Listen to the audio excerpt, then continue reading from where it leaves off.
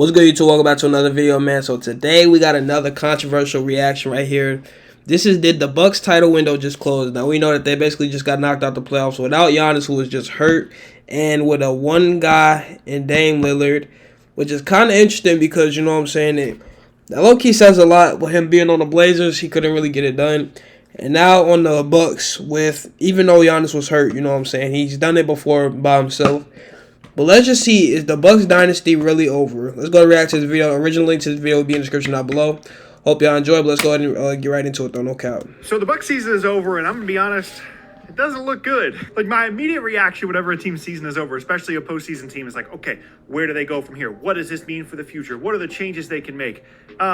Milwaukee's not in the best situation we've ever seen. Like, if you just look at the cap sheet that the Milwaukee Bucks have going into next season, there's not a lot of flexibility there. There's no cap space. At least they have, their core guys signed over the next couple of seasons. Thanasis is a free agent. We got to deal with that. Can't lose him. Sign that to an extension. But realistically, there's some of the role player guys like Pat Bev, Malik Beasley, Jay Crowder. These guys are going to be free agents. And apart from that, yes, at least they get to bring their team back. You know what's sick, bro? I know that's his brother and all, but Pat Bev, Malik Beasley, Jay Crowder, they're all getting paid the same amount as this man.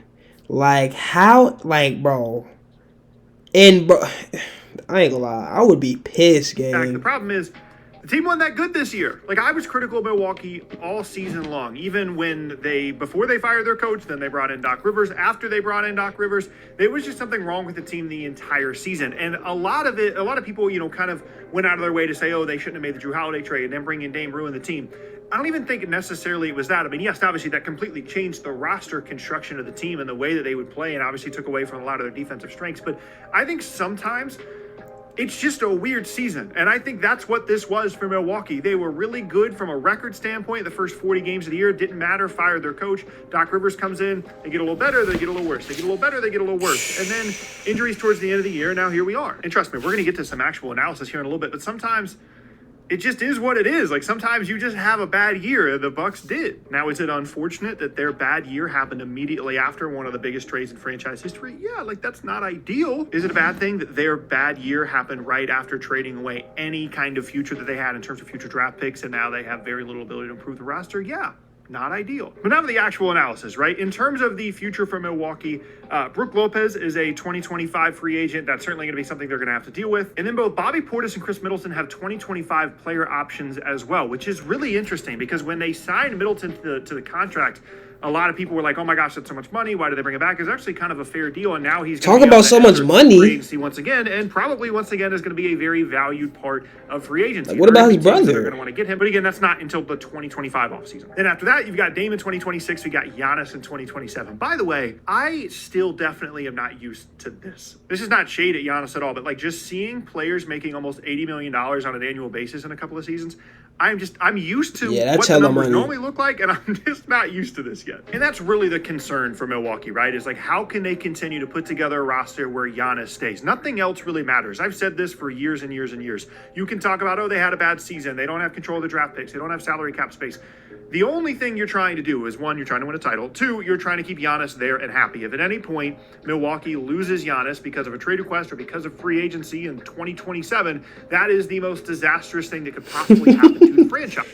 Bro, okay, I'm not talking about this, but imagine Giannis getting traded or going to another team, bro. What does that mean for his brother? Like, is he going to, like, guarantee that, look, he has to come with him? Or, like, how is that going to work out, bro? Because I just do not see this man being on somebody else's team. Like, without Giannis, it just doesn't make sense, bro. It doesn't make no sense. The fact that he's even getting paid $2 million, like, oh my gosh. So how do they try and put together a team that can actually compete for a title next year? Well, I would argue that with another year together, whether it be with Doc Rivers or elsewhere or otherwise, Patrick Beverley getting paid the same as Giannis' brother. Like, they're definitely far away. Like, they're not on the Celtics level. But, like, I think the Dame, Middleton, Giannis, Lopez, Portis, some other guys, I think that formula can work for them. And like I said earlier, sometimes you just have a bad season. Now, the problem for them is in terms of all the other pieces on the perimeter. They knew this when they added Damian Lillard, when they added even more money to their team, especially in the long term.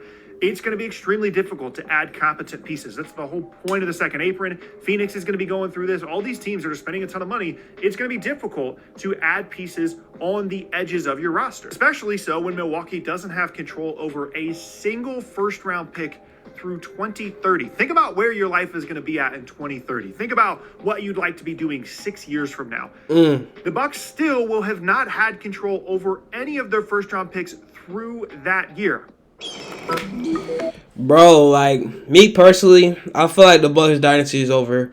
I would not be surprised if Giannis end up leaving this year. Every other year. They have picks, pick swaps, everything. Everything is out the door in terms of first-round picks until 2030. I don't know if I even want to be thinking about 2030 because I'm not going to lie, I legitimately injured my back while sleeping last night. Woke up in the middle of the night, like sharp pain in my back. I could barely walk today. Sleep. So, as old as I am, I don't think I even want to be thinking about 2030, but here we are. Now, having looked at the cap sheet, thinking about the future draft picks, all that stuff, realistically, 2030, I'll be 20, 27, 28. There are some other things they could possibly look into that we're going to talk about in a second. But I'll be in my prime by then, no count. Is that they just bring back Doc Rivers, they try and figure out some other role player guys, hopefully they're healthy, and they just run it back next year. Even as bad of a season as it was, honestly, at least it allows them to just kind of shrug it off and say, okay, maybe we'll be better next year. It's not like they completely imploded in the postseason. It's not like they actually had a really good regular season and didn't perform well. It was just a weird year. Speaking of weird, your face looks like that statue from Easter Island. Oh my gosh. The first thing that came to my mind was this outstanding movie. I haven't seen it in like 10 Nah, years. why are they flaming him like so that? Outside of just running it back, what could Milwaukee do this offseason? Well, option one would be if they really hated the Damian Lillard experience, they could try and trade away Dame at a loss. That's not going to work. To get as much back in exchange for him as they got, as they traded away when that's they not going to work last offseason. They are going to get some stuff, but probably not a ton of stuff, and certainly not something that replicates the value that Jrue Holiday specifically brought to the roster, which again means it's probably not going to happen. If they really wanted to, if they really want to try and tear some things down, get some more flexibility, look at maybe getting rid of some of the veterans, that's fine. That is an option. The other thing that they could do is they could, as I think they did last offseason, look at trading away someone like Bobby Portis, maybe Brook Lopez, using some of those not small salaries, but smaller salaries, trying to package that together and see what they can consolidate. Brook Lopez getting old, though. That's something we're going to see a little bit more over the next couple of seasons in the league, as a lot of these teams are up against the second apron or up against the luxury tax, spending a ton of money. Guys like Lopez, guys like Portis that are productive and helpful for playoff teams might actually have decent trade value because they're not making $40 million a year and can fit into a slot that these teams. Yeah, Bobby Portis specifically. Milwaukee is also one of those teams. Now, I know someone has been thinking it the entire time. No, not that this is a fantastic shirt. No, not the fact that I'm not wearing a hat. None of that. I know someone's been thinking the entire time, Tucker, what if the big red button gets pushed this offseason? What if Giannis is like, hey, this is cool. Appreciate you trading all the future away for Jrue Holiday a couple years ago. We won the title. Appreciate you doing the same for Dame, even though it didn't work. I'm out. I don't want to be here anymore. Yeah, I'm going to put that at like a 5% possibility, though, because he's still under contract for so long, and they still have had success there. I mean, it's not like this is a franchise he might be that right, recently though. win a title. Not like he might be franchise right. that is not one playoff series. Like, they've been competitive, and they continue to do so. And unless he is just completely out on the dysfunction of the organization between getting rid of the coach and all this different stuff, getting rid of Coach Bud, then getting rid of another coach, then now having Doc Rivers in place, then trading away one of his buddies in Jrue Holiday to bring in Damian Lillard, unless he's just out on the Bucks as a franchise and thinks that they are too disorganized and they're just not going to be good enough to help him compete. Unless that is the case, I don't think the red button is getting pressed this offseason. I think it's getting closer. Like last offseason, I would have put it at like 2%, and now we're getting up to like 5%. It's just getting closer. I really okay, that makes sense. It could happen. It certainly could. Things always change so quickly in the NBA. Certainly, Milwaukee is not going to be the team to press the red button. It would be Giannis. I really don't think it's going to happen. And so, sorry, Bucks fans, I don't have anything better for you, more exciting, more enlightening, but it seems like you're going to be getting another year Doc Rivers, another year Dame, another year Chris Middleton, thankfully, another year Giannis, and Brook Lopez and Bobby Portis. Like, I really don't know what else you can expect when you look at the way the team is set up. And you could talk about whether it was a mistake to trade for Dame or if it was just a weird season. You can talk about all that stuff. But the outcome, the result is probably they're just going to run it back, which like isn't super exciting for content. Obviously, if Giannis requested a trade this offseason, that would be insane. But if we're being realistic, that's where I'm at. Bro, if we're being completely honest, we are in 2024. Imagine it being a time where we're like, dog, the Jrue Holiday and Damian Lillard trade was a horrible pick. Like, it was a horrible decision. Jrue Holiday for Damian Lillard was a bad decision. Like, That's how you know, man. Basketball is changing. Like, it is seriously changing. Yeah, the Bucks are definitely they've gone downhill, bro. I don't really know how much longer they're gonna have with Giannis, honestly. But now that he said, yeah, he's making a whole lot of money right now, so it'd be tough, honestly, to actually see him leave the Bucks, which I don't really think will happen because more than anything, he's worried about providing for his family. As you can already tell, he got his brother making $2 million, the same amount as a couple starters on the team. Like that's insane. I ain't gonna lie. Or a couple, you know what I'm saying? I don't know, man. We'll have to wait and see how it all plays out, though. But yeah, now that I'm thinking about it, and from his explanation, yeah, Giannis, he's not going anywhere. But they only have so many years, bro. He is 29. He's getting a little bit older, but he's still in his prime, though. He's still definitely in very good shape. It's just definitely just got to keep on taking more care of himself.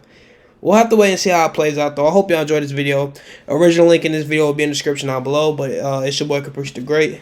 If you're not already subscribed to my channel, please subscribe. I'm trying to get to 100 subscribers by the end of this month. It's your boy, Caprice the Great, though, and I'm out. No cap.